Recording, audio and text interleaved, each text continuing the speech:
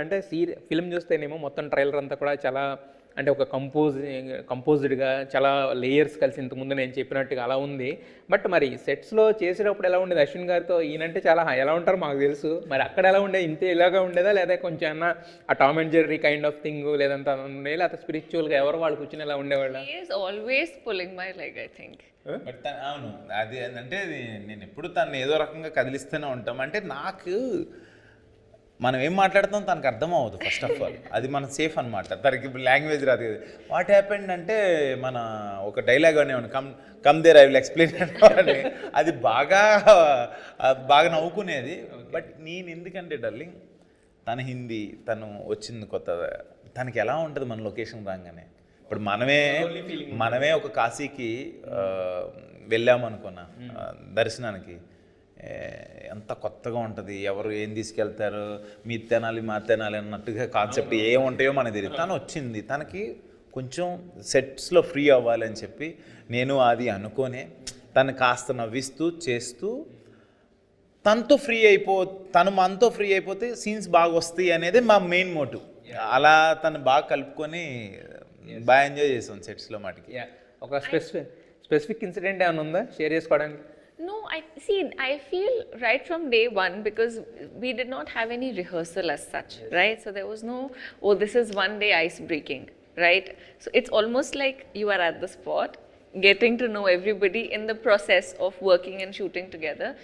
I think it's always nicer to work with people who are not full of themselves. You know, I don't like people that are, you know, constantly talking about, oh, I'm this and I've done this and I've done that. I'm like, yeah, okay, like I don't want to discuss this, right? I like people that are chilled out. I like people that, you know, have that kind of free space for other people to walk in. Yes. You know, it's not got to be if I am an important person or not. You know, I notice things in people, how they treat people that are probably like their staff, right? Or other people. It's very important how you treat other people.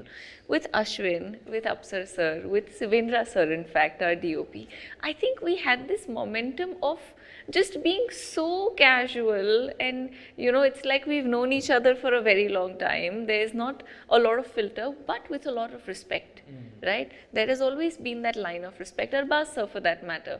Like with all these people, I can sit and chat. You know, so when we're not shooting, we're chit-chatting. Comfort అయిపోతే darling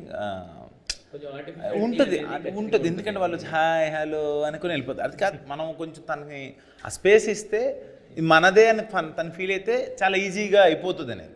అంటే మనం వెళ్ళే locations tough ఉండొచ్చు, లేకపోతే ఎక్కడో చేస్తాం, ఏదో ఇబ్బందులు ఉంటాయి. ఒక సీన్ మాల్లో చేసాం, తనకి అది ఇవ్వకపోతే అందులో తెలుగు చదివేయాలన్నా ఏదైనా చెప్పాలన్నా తనకి ఈజీ అవ్వాలని మేమందరం చాలా, నేను బేసిక్గానే అలా ఉంటాను, తనతో ఇంకొంచెం.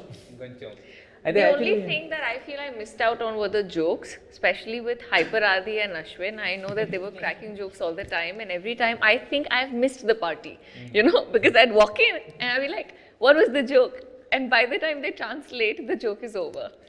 Right? Come to my room. It was so funny. Prabhas anna dialogue undadu, come to my room, I'll explain. I think it was just a running joke, because Hyper Adi also, every time I asked him, what's the joke? And he is trying really hard, okay? So he's thinking how to explain me the joke to a point where we both like, it's okay. అది ఏమంటాడంటే, ఆదిని అడుగుతుంది ఏం joke play చేశారని. ఆది అంటే, నేను ఇప్పుడు మీకు చెప్పాలంటే నాకు ఇంకో ట్రాన్స్లేటర్ కావాలి, మళ్ళీ ఇంకో జోకు. లైక్ బాగా జరిగి